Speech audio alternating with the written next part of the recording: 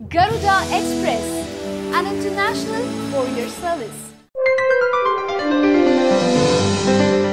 గుజరాత్ ప్రభుత్వం గోవధ చట్టాన్ని మరింత కఠినం చేసింది.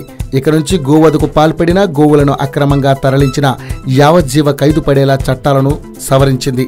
అసెంబ్లీ బడ్జెట్ సమావేశాలు నేటితో ముగిసిపోనున్న నేపథ్యంలో గుజరాత్ అసెంబ్లీ 1954 నాటి పాత చట్టాన్ని సవరించింది. సవరించిన యానిమల్ ప్రివెన్షన్ యాక్ట్ ప్రకారం గోవుల తరలింపులకు పాల్పడిన వారికి ఇక నుంచి యావజ్జీవ శిక్ష అమలు కానుంది. చట్ట సవరణలో జరిమానా పరిమితిని కూడా పెంచారు. ముందు 25,000 జరిమానా విధించగా ఇక నుంచి దాన్ని 50,000కు పెంచుతూ చట్ట సవరణ చేశారు. ఇటీవల గుజరాత్ సీఎం విజయ్ రూపానీ దీనిపై పరోక్షంగా స్పందించారు. గోవు, గంగా, గీత రక్షణకు తాము కట్టుబడి ఉన్నామని ఆయన ప్రకటించారు. కాగా గుజరాత్లో 2011 నుంచి గోవధపై, గోవుల తరలింపులపై నిషేధం అమలవుతుంది. ఇప్పుడు ఆ చట్టం మరింత కఠిన రూపం తీసుకుంది.